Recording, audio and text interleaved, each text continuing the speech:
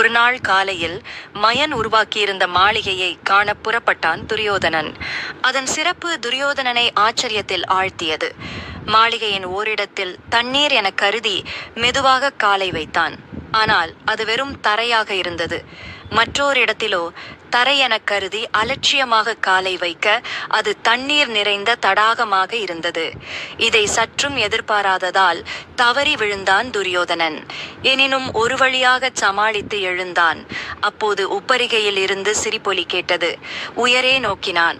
அங்கே பாண்டவர்களின் மனைவி திரௌபதி நின்று கொண்டிருந்தாள். அவன் விழுந்ததை பார்த்துத்தான் அவள் சிரித்தாள். ஆனாலும் அது தவறென உணர்ந்து சட்டென சிரிப்பை அடக்கிக் கொண்டாள். துரியோதனனோ அதை பெரும் அவமானமாக எடுத்துக்கொண்டான்.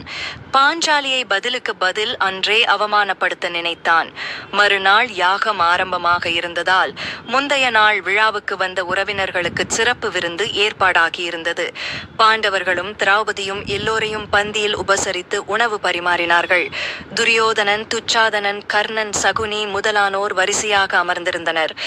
திரௌபதி பரிமாறிக்கொண்டே துரியோதனன் இலைக்கு அருகில் வந்தாள். அவளை அவமானப்படுத்த எண்ணிய துரியோதனன், ஐவரின் பத்தினியே, இன்று யாருடைய முறை என்று கேட்டான். திரௌபதிக்கு தூக்கி வாரி போட்டது. நாடி நரம்புகளெல்லாம் தளர்ந்தன. அவளால் அந்த கேள்வியை ஏற்க முடியவில்லை. செய்வதறியாது பரிமாறுவதை நிறுத்திவிட்டு உள்ளே ஓடினாள். கண் கலங்கினாள்.